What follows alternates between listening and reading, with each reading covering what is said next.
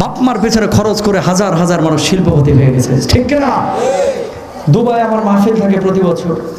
এক বন্ধু আছে কুমিল্লা 14 গ্রামের, একটা দুইটা না 6টা কোম্পানির মালিক, শত শত কর্মী তার অধীনে, 1000 কোটি টাকা বললে ভুল হবে, তার চেয়েও বেশি টাকার মালিক। খেয়াল করেন, নিজের নামটাও ঠিক মতো লিখতে পারে না। ক্লাস 3 পাস, কি পাস? তা আমি মাহফিলে যাওয়ার পরে, ওনার মাহফিল করার পরে বললাম, ভাই এত বড় শিল্পপতি আল্লাহ যে বানাইলো, কোনো কিছু ধরা পড়ছে কিনা দেখেন। মানুষকে আল্লাহ তাআলা কোনো না কোনো একটা ওসিলায়, কোনো না কোনো একটা আমলের কারণে আল্লাহ উঠায়, কিন্তু ঠিক না? মিজান আজহারি আজকে এমনি মিজান আজহারি হয়ে যায় নাই, আমির হামজা আজকে এমনি হয়ে যায় নাই। ওনাদের চাইতে বড় বড় আলেম বাংলাদেশে আছে না? অভাব আছে? কিন্তু আল্লাহ তাআলা উঠাইছে কেন? দেখেন কাজে বাপ মার দোয়া অথবা ওস্তাদদের দোয়া, বা কোনো না কোনোভাবে এমন একটা আমল গোপনে করেছে যেটা আপনার আমার চোখের আড়ালে, মিডিয়ার আড়ালে আল্লাহ উঠাইয়া দিছে। যা পেছন থেকে মানুষ তোদেরকে টেনে ধরবে, আমি আল্লাহ তোদেরকে উঠাইয়া দেবো, ঠিক না? কোনো না কোনোভাবে আল্লাহ কিন্তু উঠায়। তো আমি বললাম যে ভাই, আল্লাহ উঠাইলো, হাজার হাজার কোটি টাকার যে মালিক বানাইছে, কোন কারণটা আপনার মনে হয়?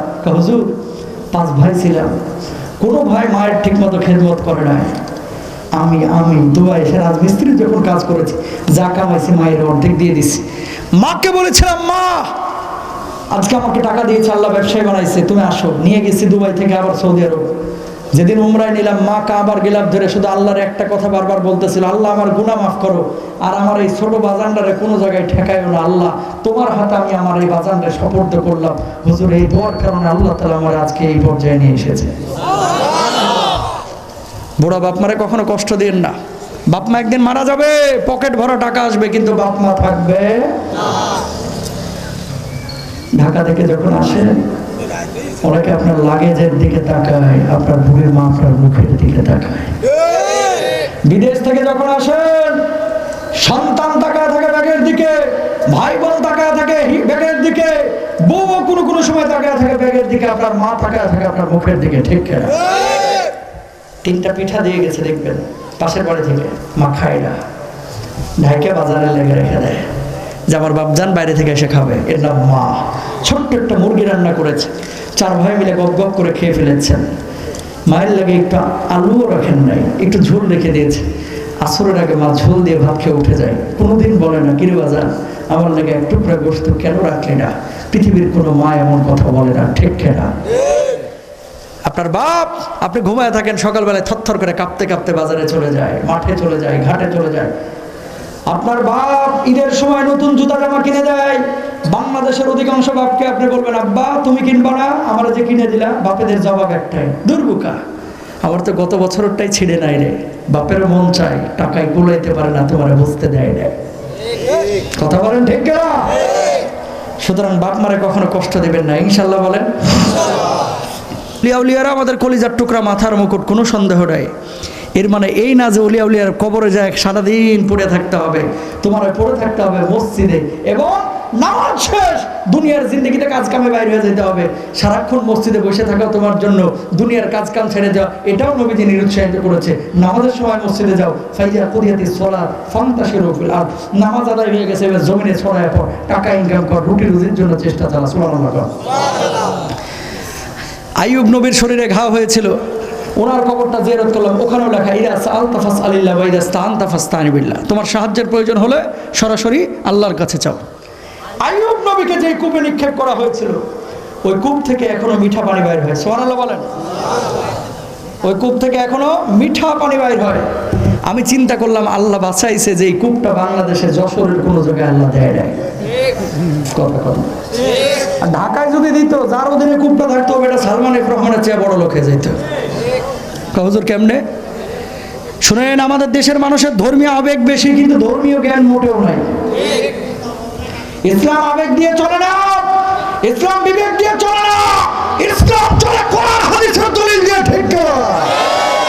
সুতরাং বাপ দাদা করেছে আর আপনি করবেন, এটার নাম ইসলাম না। ইসলাম বলবে যে কোরআনের আয়নায় নিজেকে দেখ, এটা কোরআনে আছে কিনা, সুন্নাহের মধ্যে আছে কিনা, ঠিক না? আইয়ুব নবীর কবর থেকে এখনো পানি বাইর হয়। যদি বাংলাদেশে থাকতো, যার অধীনে থাকতো, বলতো এই কবর দেখার জন্য টিকিটের মূল্য 60 টাকা, এই কূপের জন্য টিকিটের মূল্য 22 টাকা। আর হোমিওর বোতল আছে না ছোট ছোট, এই কাঁচের বোতল নিয়ে এসে পানি ভরতো, পানি ভরিয়ে হ্যান্ডি মাইক নিয়ে বসতো, স্বামী স্ত্রীর অমিল, আপনি কি অবাধ্যকে বাধ্য করতে চাচ্ছেন? মনের মানুষকে কাছে টানতে পারছেন না? আপনি কি বিদেশ যেতে আগ্রহী? আপনি কি আপনার প্রিয় মানুষটিকে বাপমার কাছ থেকে ছাড়িয়ে পালিয়ে নিয়ে আসতে চান? আপনি কি আমেরিকায় যেতে চান? ভিসা পাচ্ছেন না? আর দেরি নয়, আজই চলে আসুন গুরু বাবার কাছে। এক ডোজ মাত্র 600 টাকা, টাটকা বাটপার। কথা বলেন ঠিক কিনা? ওরে ভাই, এত মানুষের ভাগ্য পরিবর্তন করে, হ্যাঁ নিজের ভাগ্যটা পরিবর্তন করে না কেন? হ্যাঁ, তুই ভাগ্য পরিবর্তন করে ঢুক, দেখি গণভবনে ঢুকতে পারিস কি? তোর ভাগ্য পরিবর্তন কর, তুই পার্লামেন্ট মেম্বার হ, দেখি মনে নাম পড়ে পারস কি? নিজের ভাগ্য পরিবর্তন করতে পারতেছে না, আপনার ভাগ্য নিয়ে তার এত গবেষণা জানতে হবে। ডাল মে কুছ কালা হে, এক একটা চিটার শয়তানের আপন খালাতো ভাই, ঠিক কিনা? তাহলে কি ওয়াল কদরি খাইরিহি ওয়া শাররিহি মিনাল্লাহি তাআলা, ভালো এবং মন্দ সব কিছু নিয়ন্ত্রণ করেন যিনি, তিনি আরো জোরে বলেন তিনি। জীবনে কোনো মাজারে সেজদা দিবেন না, ইনশাআল্লাহ বলেন। টাকা দিবেন নিজের বুড়া বাপ মারে, টাকা দিবেন এলাকার গরিব মানুষকে, টাকা দিবেন এলাকার মসজিদ মাদ্রাসায়, টাকা দিবেন এলাকার মাহফিলে, টাকা দিবেন লিল্লা বোর্ডিংয়ে, টাকা দিবেন এলাকার বুড়া মানুষগুলোরে, টাকা দিবেন গরিব মানুষ যার বিধবা স্ত্রী আছে, মেয়ে আছে, বিয়ে দিতে পারতেছে না, সেই জায়গাগুলোতে টাকা না দিয়া যে গুলাব সমাজের টাকা দিতে দিতে কল্লাভ একেবারে ডুবাই ফেলায়, ঠিক করে ফেলে হারাম। কবরে টাকা দেওয়া যদি জায়েজ হতো, মদিনা শরীফে গিয়ে নবীজির রওজার পাশে টাকা মুসলমান বুকের রক্ত দিয়ে আসতো, কলিজার নজরানা হিসেবে দিয়ে আসতো, ঠিক কিনা? কবরে যদি টাকা দেওয়া যায় যেত। বাড়িতে বুড়া বাপ মার ওষুধ লাগবে, 500 টাকা দেয় না, ওই শাহজালাল আলী আমানি রহিমাহুল্লাহর কবরে যায় 2000 মারে আসে। তোমার বাপ মা তোমার বড় পীর, আগে বাপ মার খেদমত করো। মনে রাখবা, নামাজ পড়া, রোজা করা, হজ করা, যাকাত দেওয়া, যে কোরআন আল্লাহ ফরজ করেছে, তোমার বুড়া বাপ মার খেদমত করা সেই কোরআন আল্লাহ ফরজ করে দিয়েছে। কথা বলে না? কি বলছেন আমার আল্লাহ রাব্বুল আলামিন? খেয়াল করেন, ওয়া'বুদুল্লাহা ওয়া লা তুশরিকু বিহি শাইআ ওয়া বিল ওয়ালিদাইনি ইহসানা।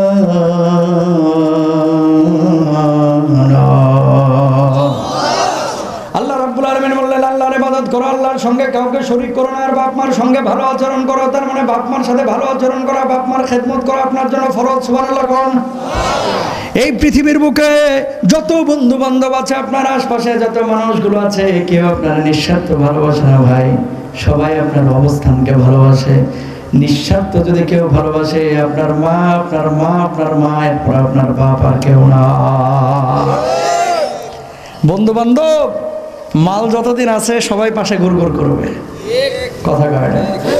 বাইকে তেল যতদিন ঢুকাইতে পারবেন ততদিন ভালো। 5জন 7জন বন্ধু দেখবেন, হোটেলে যেদিন বসে বিল দিতে পারলে, আরে জামাইল্লার মতো এত ভালো মানুষ নাই, কথা কয় না? কামালের মতো এত ভালো বন্ধু হইতেই পারে না দোস্ত। ওই কামাল্লি পুলিশে ধরছে, জেলখানায় 3 বছরে একদিনও দেখতে যায় না, কথা বলেন না কেন? আমার আমির হামজা ভাই বাইর হয়েছে, এখন তো পঙ্গপালের মতো মানুষ ছুটতেছে। জেলে যতদিন ছিল, কুষ্টিয়াতে যে একদিন বাড়িতে অনেকে খোঁজও নেয় নাই, কথা বলেন না কেন? তার মানে কি মানুষ আসলে নিঃস্বার্থ ভালোবাসে তাদেরকে, যাদের জন্য যেখানে জানের প্রয়োজন জান দেয়, যেখানে মালের প্রয়োজন মাল দেয়।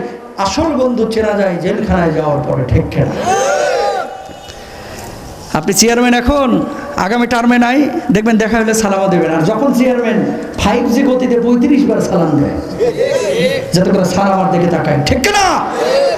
গতবার যিনি পার্লামেন্ট মেম্বার ছিল, এবার নাই, দেখবেন রাস্তাঘাটে বেল নাই, ও গনায় ধরে না। এখন যেটা হয়েছে, ওনারা দেখলে বাপরে বাপ, বড় হুজুর আসতেছে এখন, ঠিক কিনা?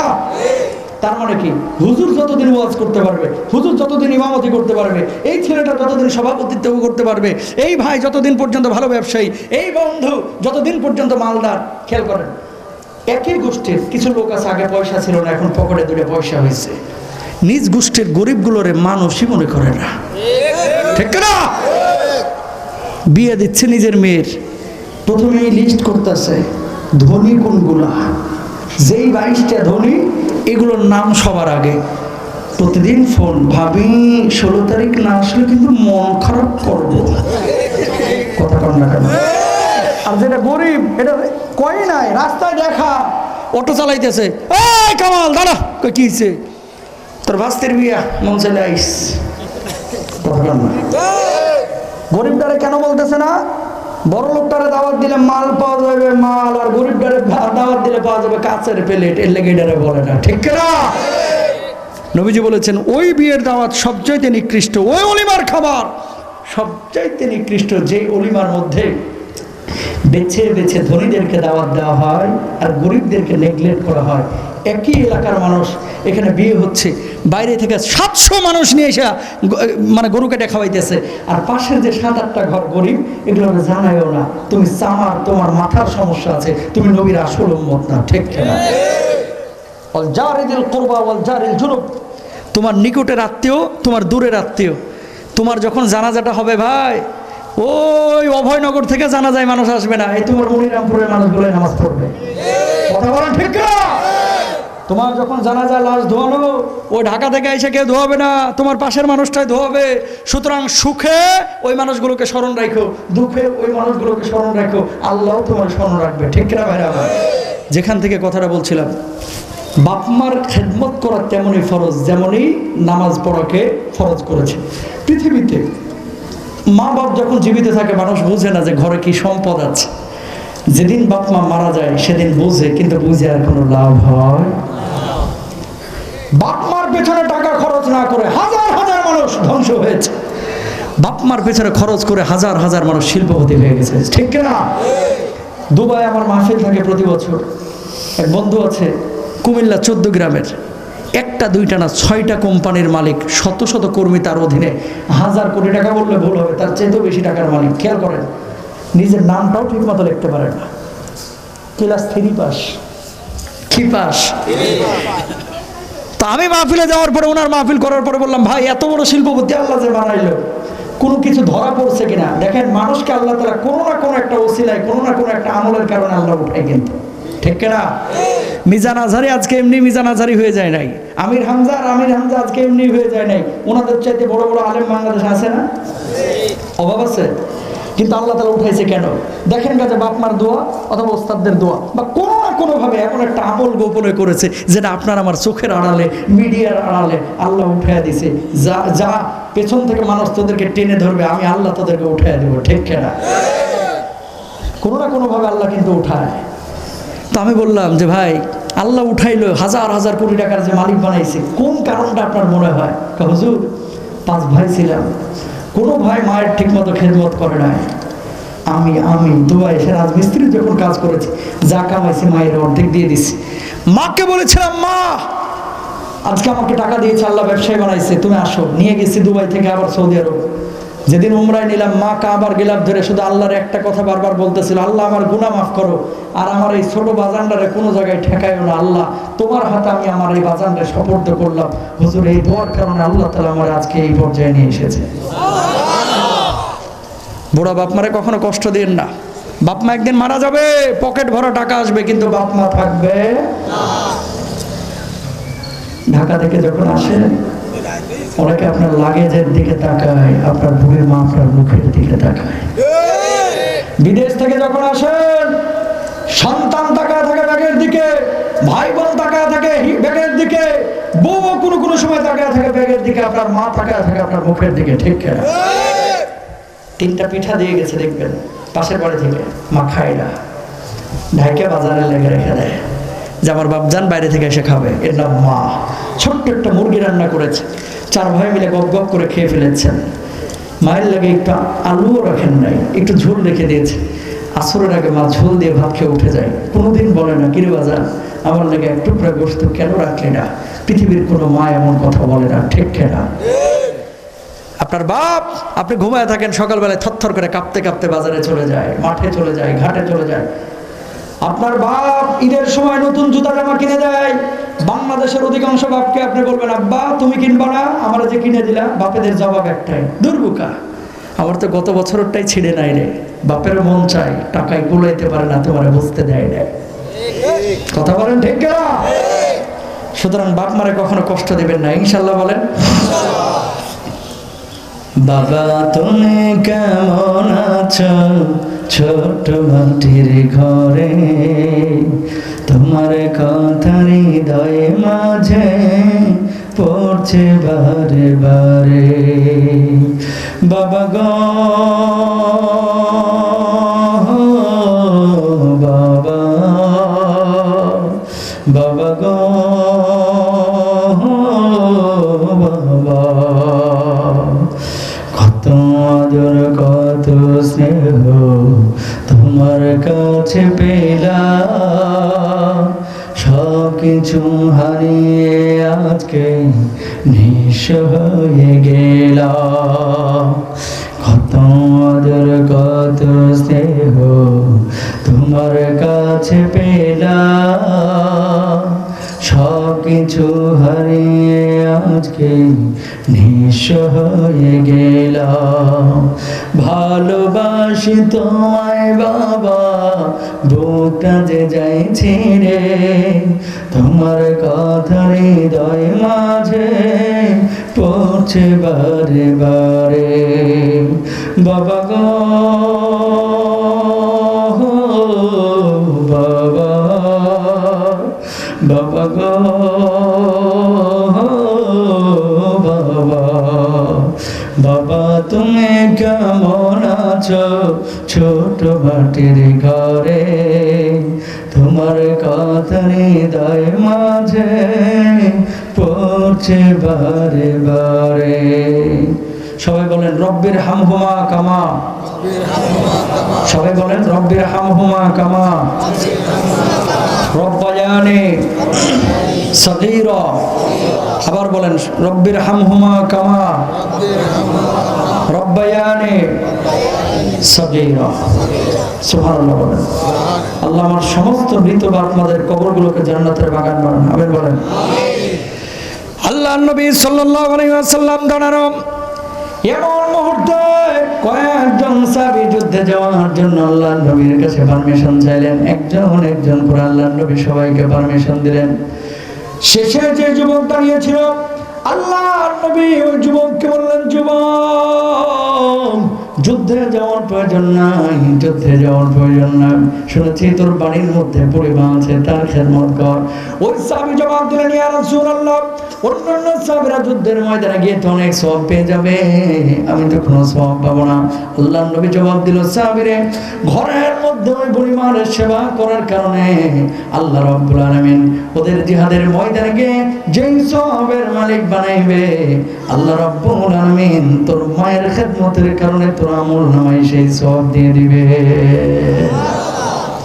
দেখছেন জিহাদের ময়দানে আল্লাহর নবী যাইতে দেয় নাই বাড়ি থেকে ওই খেদমতের ছিল না তুই তোর মায়ের খেদমত কর সুবহানাল্লাহ বলেন কে ভাই আমার তাহলে এক নম্বর হচ্ছে আল্লাহ নির্দান জীবনে কখনো শিরিক করবেন না এই জামানায় আমার মুসলমান ভাইরা বাপ ছিল মুসলমান দাদা ছিল মুসলমান দাদি ছিল মুসলমান এই জন্য মুসলমান হয়ে গেছে ইমানের কদর করতে পারি না কিন্তু সাহাবীরা রক্তের বিনিময়ে ত্যাগ তিতিক্ষা সাধনা পরিশ্রম করে ঈমান এনেছে এই জন্য তারা ঈমানের কদর করেছে মুশরিক বাপ ছিল মুশরিক চাচা ছিল মুশরিক বাপ মারা যাওয়ার পরে ওই চাচার কাছে লালিত পালিত সাহাবীর নাম হচ্ছে আব্দুল্লাহ যুবক সাহাবী আল্লাহর নবীর কাছে গেলেন যাওয়ার পরে বললেন ওগো নবীজি আপনি আমার কালেমা পড়ায় দেন আমি ইসলাম কবুল করতে চাই আল্লাহর নবী কালেমা পড়ায় দিলেন ইসলাম কবুল করার পরে চাচার কাছে ফিরে এলেন চাচা আপনার ধর্ম আর পালন করতে পারবো না এতদিন লালন পালন করেছেন আপনি আপনার ধর্ম পালন করেন আমি আমার আপনার ধর্ম পালন করতে পারবো না মুহাম্মদ সাল্লাল্লাহু আলাইহি ওয়াসাল্লামের উপর ঈমান এনেছি আল্লাহর প্রতি ঈমান এনেছি এই কথা শোনার সঙ্গে সঙ্গে চাচা একেবারে তেলে বেগুনে জ্বলে উঠলেন বলুন না আলহামদুলিল্লাহ আব্দুল্লাহ তুই ঈমান এনেছিস এত বড় সাহস এই মুহূর্তে ঈমান ছাড়বে অথবা আমার বাড়ি ছাড়বে সম্পদ ছাড়বে পৈতৃক ভিটা ছাড়বে খামারের উটগুলো ছাড়বে সিদ্ধান্ত তোর নিতে হবে ঈমান ছাড়বে নাকি এই সমস্ত জিনিসগুলো ছাড়বে শীতের মধ্যে রজনী আব্দুল্লাহ বললেন চাচা ঈমান এনেছি আমি বুঝে শুনে এনেছি ও চাচা বাড়ি ছাড়তে রাজি আছি সম্পদ ছাড়তে রাজি আছি, খামারের নোটগুলো ছাড়তে রাজি আছি। আল্লাহর কসম যে ঈমান আমি এনেছি, এই ঈমান আমি ছাড়তে পারবো না। বলুন আল্লাহু আকবার। এই মুহূর্তে আমার বাড়ি থেকে বের হয়ে যাবে, আব্দুল্লাহ বের হয়ে যাচ্ছেন। সঙ্গে সঙ্গে এবার চাচা বললেন, আব্দুল্লাহ যেই পরনের জামা কাপড়টা এখন পরে আছে সেটাও খুলে দিয়ে যাবে, কারণ এটা আমারই টাকা দিয়ে কেনা। কয় চাচা আপনি আমার লজ্জা স্থানটা উন্মুক্ত করে দিবেন না, প্লিজ আপনি আমার লজ্জা স্থানটা উন্মুক্ত করে দিবেন না। সব ছেড়ে দিয়েছি কিন্তু জামা কাপড়টা কেড়ে নেবেন না। কয় না হয় ইমান ছাড়বে অথবা জামা কাপড় ছাড়বে। সঙ্গে সঙ্গে আব্দুল্লাহ নিজের জামা কাপড় খুলে উলঙ্গ হয়ে গেলেন। উলঙ্গ অবস্থায় নিজের বুড়িমার কাছে গেলেন, যাওয়ার পরে বললেন, মা আমার চাচা ঈমান আনার কারণে আমার কি অবস্থা করেছে, দেখো মা তোমার কাছে কি একটা চাদর হবে নাকি? বুড়িমা একটা ছোট্ট চাদরের ব্যবস্থা করে দিলেন। ওই চাদরটা দিয়া কোনো মতে লজ্জা স্থানটা রেখে আল্লাহর নবী সাল্লাল্লাহু আলাইহি ওয়াসাল্লামের বাড়ির দিকে দিলেন দৌড়। আল্লাহর নবী তখন তাহাজ্জুদের নামাজের জন্য জাগ্রত হয়েছেন। আল্লাহর নবীর বাড়ির দরওয়াজার সামনে দাঁড়িয়ে থরথর করে এই যুবক খালি গায়ে কাঁদতেছে আর কাঁদতেছে। আল্লাহর নবী সালাম ফেরানোর পরে বললেন, যুবক কি নাম তোমার, কি নাম, কি পরিচয়, এখানে এভাবে দাঁড়িয়ে আছো কেন? আল্লাহর নবী ঈমান আনার কারণে আমার চাচা আমার বাড়ি থেকে বের করে দিয়েছে, আমার খামারের নোটগুলো কেড়ে নিয়েছে, আমার সম্পদ কেড়ে নিয়েছে। ওগো নবীজি এমনকি আমার পরনের জামা কাপড়টা পর্যন্ত কেড়ে নিয়েছে। আল্লাহর কসম দুনিয়ার সব কিছু আমি ছেড়েছি, কিন্তু ঈমান আমি ছাড়ি না। আল্লাহর নবী সাল্লাল্লাহু আলাইহি ওয়াসাল্লাম বললেন, আব্দুল্লাহ তোর সঙ্গে আল্লাহ আছে, আল্লাহর নবী আছে, এই জায়গায় যারা আমি ঘরের মধ্যে থেকে আসি। আল্লাহর নবী ঘরের মধ্যে গেলেন, যাওয়ার পরে আমার ডোরা কাটা একটা চাদর নিয়ে আসলেন। ওই চাদরটা নিয়ে আসার পর আব্দুল্লাহর গায়ের উপরে ছড়াই দিলেন, ঝুলাই দিলেন, বিছিয়ে দিলেন। আল্লাহর নবী বললেন, আব্দুল্লাহ আজকে থেকে আমি নবী, আমার এই চাদরের মালিক আমি তোরে বানায় দিলাম। আব্দুল্লাহ তখন বললেন, ইয়া রাসূলুল্লাহ আমি জানি আল্লাহর কাছে আপনি এখন যে দোয়া করবেন আল্লাহ সেই দোয়াই কবুল করবে, কারণ তাহাজ্জুদের ওয়াক্ত। আপনার কাছে আমার একটা আরজি আছে, শুনবেন নাকি? আল্লাহর নবী বললেন, বল বল। আল্লাহর কাছে একটু দোয়া করে দেন, আল্লাহ যেন আমার শাহাদাতের মওত দান করে। আল্লাহর নবী দোয়া করলেন, আল্লাহ আমার আব্দুল্লাহকে আপনি শাহাদাতের মওত দান করেন, আব্দুল্লাহর রক্ত আপনি কাফের বেঈমানদের জন্য হারাম করে দেন। আব্দুল্লাহ যখন বললেন, ওগো নবীজি আমি শহীদ হইতে চাইলাম, কিন্তু আমার রক্ত কাফের বেঈমানদের জন্য আপনি কেন হারাম করলেন? আল্লাহর নবী জবাব দিলেন, আব্দুল্লাহ শাহাদাতের তামান্না নিয়ে কেউ যদি ঘরের বিছানাতেও মারা যায়, আল্লাহ রাব্বুল আলামিন তারেও শাহাদাতের মওত দিয়ে দেন। কয়েকদিন পরে তাবুকের যুদ্ধের ডাক পড়েছে। অন্যান্য সাহাবীদের সঙ্গে আব্দুল্লাহ তাবুকের যুদ্ধে গিয়েছে। যুদ্ধ শুরু হইতে এখনো বাকি। সোমবারের দিন কি মঙ্গলবারের দিন প্রচন্ড জ্বরে আক্রান্ত হয়ে আব্দুল্লাহ জুলফাজাদাইন দুনিয়া থেকে বিদায় নিয়ে চলে গেলেন।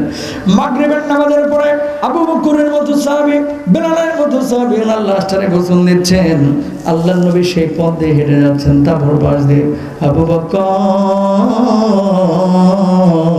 কার লাশ গোসল দিচ্ছ, কার লাশ গোসল দিচ্ছ? আল্লাহর নবী আপনার আব্দুল্লাহ দুনিয়া থেকে বিদায় নিয়ে চলে গেছে, আব্দুল্লাহ দুনিয়া থেকে বিদায় নিয়ে চলে গেছে। তখন নবীজি তার লাশটাকে গোসল দিচ্ছে। আল্লাহর নবী শোনার সঙ্গে সঙ্গে থ হয়ে গেছেন, চোখ দিয়ে টপ টপ টপ টপ করে নবীজির পানি পড়ছে। আল্লাহর নবী বললেন, আবু বকর কি বললাম আবু বকর আমার আব্দুল্লাহ দুনিয়া থেকে বিদায় নিয়ে চলে গেছে, তুমি আমার আগে কেন বলো নাই? আব্দুল্লাহকে গোসল দিচ্ছ ভালো কথা, আবু বকর খবরদার আব্দুল্লাহর জানাজার নামাজ কেউ পড়াইবা না। আবু বকর বললেন, ও নবীজি এমন কথা তো কোনো সাহাবীর ব্যাপারে আপনি বলেন না। আল্লাহর নবী বললেন, আমার আব্দুল্লাহর জানাজার নামাজের ইমামতি আমি নবী নিজেই করব।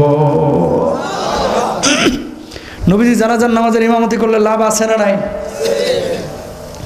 আল্লাহর নবী জানাজার নামাজ পড়লেন।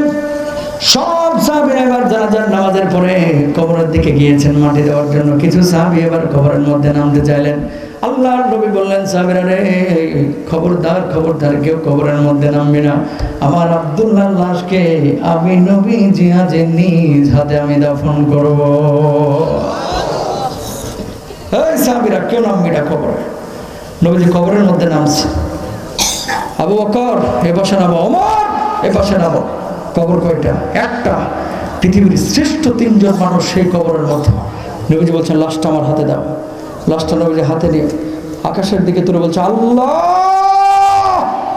ও মালিক, ও আরশ আজিমের মালিক, ও জমিনের মালিক, আল্লাহ আমি আব্দুল্লাহর উপরে খুশি হয়ে গেছি। ও আল্লাহ তুমি আব্দুল্লাহর উপরে খুশি হয়ে যাও। পৃথিবীতে আর কিছু লাগে ভাই? দুনিয়ার আপনি সব কিছু পেলেন কিন্তু আল্লাহকে পেলেন না, ঘোড়ার ডিম কিচ্ছু লাভ নাই। দুনিয়ার কিচ্ছু পান নাই, ফকির মিসকিনের মতো জীবন যাপন করেছেন, কিন্তু কবরে যখন চলে গিয়েছেন আল্লাহর সন্তুষ্ট নিয়ে কবরে গিয়েছেন। আল্লাহর কসম আপনার চাইতে সফল কামার কেউ নাই, ঠিক কিনা? আজকে এলাকার মধ্যে কিছু জালেম আছে, বিভিন্ন এলাকাতেই থানায় গিয়ে কান পড়া দিয়ে আমার কিছু দিনী ভাইদেরকে বিভিন্ন কলা কৌশলে হামলা মামলার শিকার করে, ঠিক কিনা ভাইরা? এরা নামধারী মুসলমান, আল্লাহর কসম এদের হাসর নাসর এই সমস্ত সাহাবীদের সাথে হবে না, এদের হাসর হবে ফেরাউনদের সাথে, ঠিক কিনা ভাইরা? খবরদার, নিজে সৎ কাজ করতে না পারেন, নিজে প্রকৃত ইমানদার হতে না পারেন, অন্তত যারা ইমানওয়ালা, যারা আল্লাহর জমিনে আল্লাহর বিধানকে কায়েমের জন্য চেষ্টা চালায়, এদেরকে কখনো কষ্ট দিবেন না, ইনশাআল্লাহ বলেন। কোরআন যদি সমাজের মধ্যে থাকে সেই সমাজ শান্তির হবে না অশান্তির? সবাই কথা বলেন জোরে সোরে। এই কোরআন যদি পার্লামেন্টে ঢুকে লাভ আছে না নাই? এই কোরআন যদি পরিবারে ঢুকে ওই পরিবারের মধ্যে সুখ শান্তি আছে না নাই? 2 দিন পর পর নায়ক নায়িকাদের ডিভোর্স দেখছেন না পত্রপত্রিকায়? 2 দিন পর পর খালি স্বামী চেঞ্জ, 2 দিন পর পর বউ চেঞ্জ। ভাল লাগে না। কারণ কি? টাকা কম নাই, গুলশান বনানীতে থাকে, গাড়ি বাড়ির অভাব নাই, একটাই সংকট, কোরআনটা কলিজার মধ্যে নাই। কথা বলেন ঠিক কিনা? কোরআন থাকলে চুরি থাকবে না, কোরআন থাকলে ডাকাতি থাকবে না, কোরআন থাকলে আরেকজনের হালের বলদের দিকে কোনো চোর বাঁকা চোখেও তাকাবে না, ঠিক কিনা? তাকান, উজবেকিস্তানে আমি সফর করলাম। উজবেকিস্তান সোভিয়েত ইউনিয়নের একটা দেশ। ইমাম বুখারী রাহিমাহুল্লাহর কবর জিয়ারত করে আমি সামারকান্দে এসেছি। আসার পরে একটা মসজিদে ঢুকলাম। কিসের জন্য? জোহরের নামাজ আদায় করব। মসজিদের মধ্যে ঢুকে দেখলাম সমস্ত মুসল্লিরা সামনে নামাজ পড়তেছে, পেছনে নিজেদের জুতা, মোবাইল ফোন, মানি ব্যাগ সবাই পেছনে রাখছে। আপনারা যেমন পেছনে জুতা রাখেন, ওরা মোবাইল, মানি ব্যাগ, তারপরে জুতা পেছনে রেখে সবাই সামনে নামাজ পড়তেছে। কিরে, সবার কি মোবাইলের চার্জ শেষ নাকি? এখানে চার্জের জন্য কি এরা মোবাইলগুলো রেখেছে? ওমা, নামাজ শেষে দেখলাম যে না, মোবাইলের চার্জ সবারই আছে। নামাজে খুশু নষ্ট হবে, এই জন্য সবাই পেছনে জুতার সাথে মোবাইল রেখে সামনে নামাজ পড়তেছে, দামি দামি ফোন। আমি চিন্তা করলাম আল্লাহ বাঁচাইছে যে ঢাকার গুলিস্তানের কোনো মসজিদ এটা না। কথা বলেন ঠিক কিনা? আমাদের দেশের যদি মসজিদ হইতো ভাই, আমাদের দেশে তো বাথরুমের জুতাও নিরাপদ না, ঠিক কিনা? মসজিদের জুতা চোর আছে না নাই? রংপুরে মাহফিলে গেলাম, যাওয়ার পর একটা বাথরুমে ঢুকছি। ঢোকার পরে দেখলাম বাথরুমে যে বদনা রাখা আছে প্লাস্টিকের, এই বদনার গলা ভাঙা। এই গলা ভাঙা বদনায় আবার শিকল বান্ধা। 25 টাকার ভাঙা বদনা আটকাইতে 200 টাকার শিকল বাঁধে রাখতে হয়, তাও বা বাথরুমে, ঠিক কিনা? বাইতুল মোকাররমে যায়েন, দক্ষিণ গেটে যতগুলো বাথরুম আছে এত সুন্দর করে করছিল সেই সময়, বাথরুমের একটারও সিটকানি ঠিক মতো পাবেন না, সব মামুরা খুলে খুলে নিয়ে গেছে। অথচ বাথরুম মনে আছে 100-র উপরে, একটাও সিটকানি ঠিক মতো পাবেন না। মানে বাথরুমের দরজার যে লোহার ছোট সিটকানি, এটাও আমাদের দেশে নিরাপদ না, ঠিক কিনা? এর লাগে তো রাস্তার মধ্যে অনেকে রোডের বদলে বাস ঢুকায়, যে যেমনে পারতেছে সে সেভাবে ঠগায় বড় হতে চায় না। কোরআন যদি থাকে ওখানে কখনোই চুরি থাকবে না। একটা চোরকে সরকার যদি ধরে কোরআনের আইন অনুযায়ী কবজি থেকে হাতটা কাটিয়ে দিয়ে 0 পয়েন্টে নিয়ে সব টেলিভিশনগুলোকে দেখাইতো, এই আজকে লাইভ দেখা যে কোনো চুরি এই দেশে হবে না। যদি কেউ চুরি করে, এই চোরের শাস্তি হচ্ছে আজকে থেকে হাত কর্তন করা। যদি সমস্ত স্যাটেলাইট চ্যানেলগুলো লাইভ দেখাইতো, বাংলাদেশে চুরি তো দূরের কথা, আগামী 100 বছরে কারো মানে ঘরের দিকে তাকানো, দোকানের দিকে তাকানো, টাকার দিকে তাকানো হয়তো কেউ ভয়ে সাহস পাইতো না, ঠিক না? এই যে জাহাঙ্গীরনগর বিশ্ববিদ্যালয়ে কয়েকদিন আগে ধর্ষণ হলো, বাংলাদেশে কয়েকদিন পর পরই এমন ধর্ষণের ঘটনা আছে না নাই? কোরআন ধর্ষণের শাস্তি কি দিয়েছে জানেন আপনারা? কোরআন ধর্ষণের শাস্তি হচ্ছে, এটা আপনার দায়িত্ব না, সরকারের দায়িত্ব, আদালতের দায়িত্ব। ধর্ষণের শাস্তি বলতেছে, যেহেতু ওরা ফ্যাসাদ তৈরি করে, ডান হাত বাম পা, বাম হাত ডান পা ক্রস করে কাটিয়ে দাও। বলতেছে কে? কোরআনে আল্লাহ সুবহানাহু ওয়া তাআলা। একটা ধর্ষককে যদি দক্ষিণ গেটে নিয়ে এভাবে দাঁড় করায়, তার বাম হাত ডান পা, ডান হাত বাম পা ক্রস করে সরকার কাটিয়ে দিয়া সব টেলিভিশনগুলোকে যদি বলতো আজকে লাইভ দেখা, এখন থেকে যদি কেউ ধর্ষণ করে তার শাস্তি হচ্ছে এভাবে ক্রস করে হাত পা কাটিয়ে দেওয়া, ধর্ষণ তো দূরের কথা, জরিনার দিকে বাঁকা চোখেও কেউ তাকাইতো না। কথা বলেন ঠিক কিনা? তার মানে কোরআন যেখানে আছে সেখানে শান্তি আছে। তাহলে কোরআনের বিধান কায়েমের জন্য চেষ্টা করা দরকার আছে না? আছে না নাই? আপনি হয় পারতেছেন অথবা পারতেছেন না, কিন্তু যারা এই বিধান কায়েমের জন্য চেষ্টা চালাচ্ছে তাদেরকেও সমর্থন দেওয়া দরকার আছে। কথা বলছেন? সেটা আওয়ামী লীগ, বিএনপি, জাতীয় পার্টি, যেই লোকই, যেই দলীয় লোকই কোরআনের পক্ষে আমরা তার পক্ষে, ঠিক না? আর যে কোরআনের বিপক্ষে আমি তার বিপক্ষে। কারণ এই কোরআন আমার জীবনের চাইতেও বেশি মূল্যবান। এই কোরআন আমার আল্লাহর কালাম, আমার আল্লাহর কথা। যতদিন পৃথিবীতে কোরআন আছে মুসলমান ধ্বংস হবে না। যেদিন মুসলমানের কলিজা থেকে কোরআন উঠে যাবে মুসলমান ধ্বংসের মুখে পড়বে, ঠিক কিনা ভাইরা? নবীজি সাল্লাল্লাহু আলাইহি ওয়াসাল্লাম মজলিসের মধ্যে ঢুকছেন, এমন মুহূর্তে সাহাবীরা বললেন, ওগো নবীজি, বিনা হিসাবে জান্নাতে যাওয়ার কোনো আমল আছে নাকি? আল্লাহর নবী বললেন, আমার উম্মতের মধ্যে 70,000 উম্মত আছে যারা বিনা হিসাবে আল্লাহর জান্নাতে যাবে। কত হাজার উম্মত? এটা বলে আলোচনা শেষ। 70,000 উম্মত। নবীজি আর বলে নাই যে এরা কারা, ঘরে ঢুকে গেছে। এবার সাহাবীরা বলছেন এই 70,000 কারা? আল্লাহর জমিনে যারা দিন কায়েম করে তারা। আবার কেউ বলছে না নবীরা, কেউ বলছে শহীদরা, কেউ বলছে সাহাবীরা। আল্লাহর নবী আবার বের হয়েছেন, বলছেন সাহাবীরা কি নিয়ে আলোচনা করতেছে? ওগো নবীজি, আপনি বলেছেন 70,000 উম্মত বিনা হিসাবে জানবেন না জান্নাতে যাবে, এরা কারা? এটা তো বললেন না। আল্লাহর নবী বললেন, ঈমান আনার পরে যারা 4টা কাজ করবে আল্লাহ রাব্বুল আলামিন তাদেরকে বিনা হিসাবে জান্নাতে দিবে। 1 নাম্বার, লা ইয়াস্তারকুনা, অবৈধ ভাবে যারা দাগ কেটে চিকিৎসা গ্রহণ না করবে, পরে বোঝাচ্ছি ব্যাখ্যা। 2 নাম্বার, ওয়ালা ইয়াতাতায়্যারুনা, অবৈধ ঝাড়ফুঁক যারা না করবে। 3 নাম্বার, ওয়ালা ইয়াতাওয়ানা, অশুভ লক্ষণ যারা বিশ্বাস না করবে।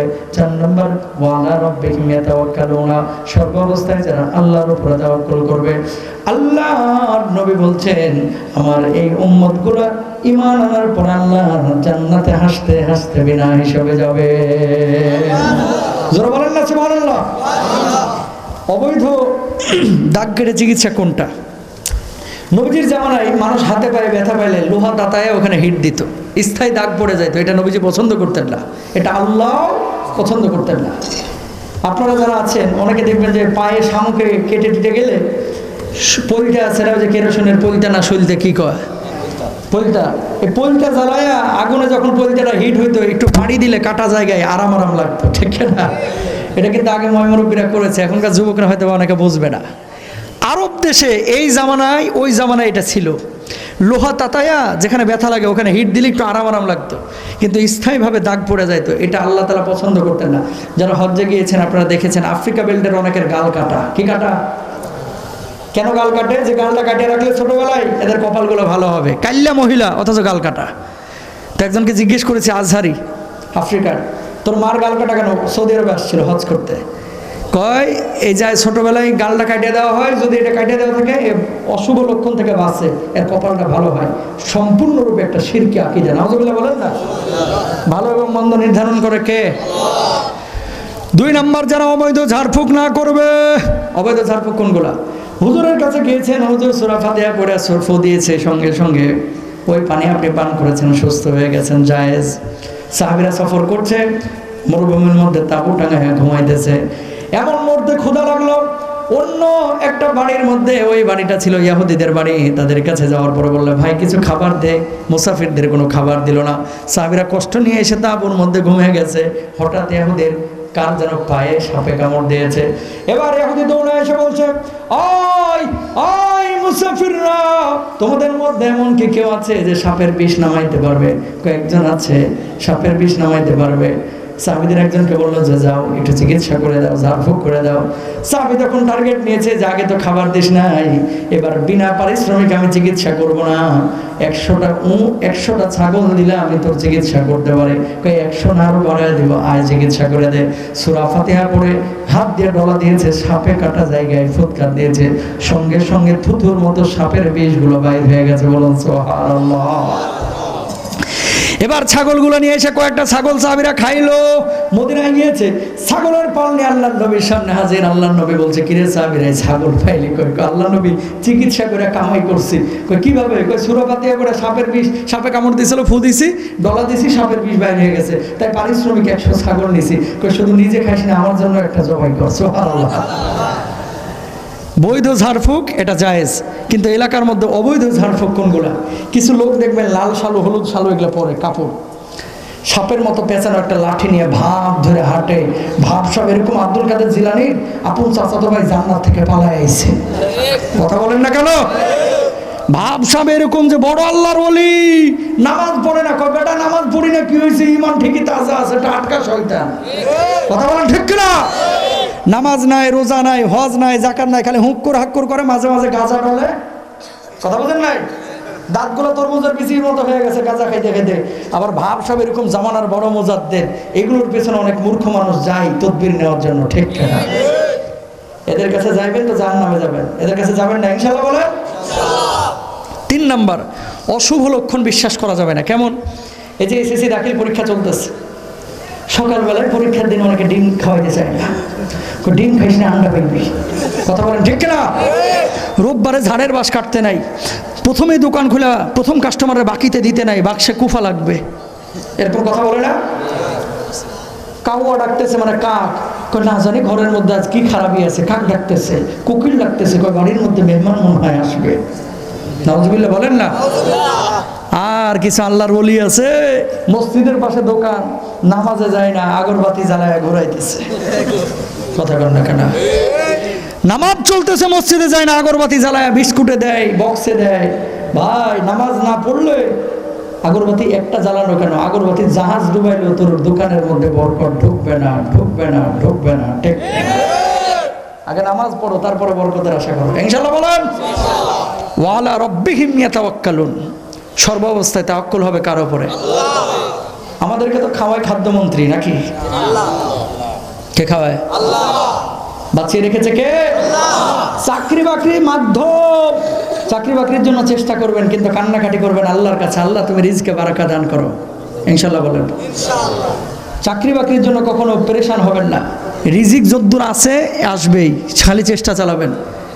সাগরের নীল তিমি প্রতিদিন 60 টন গোশত খায়। আল্লাহু আকবার বলেন। 60 টন গোশত মানে জানেন? 1 ট্রাক গোশত। 1 ট্রাক গোশত একটা নীল তিমি প্রতিদিন খায়। নীল তিমি তো আপনাদের উপজেলা স্বাস্থ্য কমপ্লেক্সে চাকরি করে। হ্যাঁ, চাকরি বাকরি করেনি, সাগরে খালি ভাইসা বেড়ায় আর তাওয়াক্কুল করে কারো করে? আল্লাহ প্রতিদিন 1 ট্রাক গোশত ওরে খাওয়াইতেছে। এই যে পাখিগুলো বসে রয়েছে গাছে, এগুলো তো আপনি খাবার দেন না, খাওয়াই কে? আল্লাহ। তাহলে বুঝেন, নীল তিমিকে যদি প্রতিদিন আল্লাহ তাআলা 1 ট্রাক গোশত খাওয়াইতে পারে, আপনারা 1.5 কেজি চালের ভাত খাওয়াইতে পারে। মানুষ বড় নেমু খারাম, গাদ্দার, আল্লাহর সাথে গাদ্দারি বেঈমানি করে, তাই ঠুকানি দিয়ে আল্লাহ রিজিক দেয়। ঠিক না? ওরা মারামারি করে না, আর বাংলাদেশের মানুষ 100-150 টাকার লাগে মানুষকে খুন পর্যন্ত করে থাকে, আছে না নাই? সুতরাং প্রিয় ভাই আমার, কখনো মানুষের উপর নির্ভরশীল হবেন না, নির্ভরশীল হবেন কার কাছে? বিপদের কথা মানুষের কাছে বলবেন না। কিছু মানুষ যখন বিপদের কথা শেয়ার করবেন না মানুষের সামনে, আরে দোস্ত আসলে কষ্টকর, মনে মনে ভাবতেছে আরো পড়, আরো মার। কথা বলেন না কেন? আরো পড়। আপনার হিতাকাঙ্ক্ষী যদি হয় তাহলে সত্যিকার অর্থে আপনার জন্য কান্নাকাটি করে দোয়া করবে। ঠিক না? নিজের যত প্রয়োজন আল্লাহর কাছে বলেন, সেজদায় গিয়ে তাহাজ্জুদে পড়ে সেজদায় লুটায় পড়েন, চোখের পানি ছেড়েছেন, আল্লাহর কাছে প্রয়োজনগুলো বলেন, মানুষের কাছে না। মনে রাখবেন, মানুষ আপনার বিপদে কখনো কাজে লাগে, কখনো লাগে না, কিন্তু আল্লাহ এমন একজন রব, এমন একজন স্রষ্টা, এমন একজন প্রভু, তাকে ডাকার মতো ডাকলে উদউনি আস্তাজিব লাকুম, অবশ্যই আল্লাহ আপনার ডাকে সাড়া দেবে ইনশাআল্লাহ। ইনশাআল্লাহ। সবাই মানব তো ইনশাআল্লাহ? আল্লাহ তাআলা আমাদের সবাইকে বুঝে বুঝে আমল করার তৌফিক দান করুন। হাদা মা ইনদি ওয়াল ইলমু ইনদাল্লাহ আলাইহি তাওয়াক্কালতু ওয়া ইলাইহি উনীব ওয়া আখিরু দাওয়ানা আলহামদুলিল্লাহি রাব্বিল আলামিন। আসসালামু আলাইকুম ওয়া রাহমাতুল্লাহি ওয়া বারাকাতুহু। দুরূদ শরীফ পড়ি সবাই। আল্লাহুম্মা সাল্লি আলা মুহাম্মাদ, আল্লাহুম্মা বারিক আলা মুহাম্মাদ।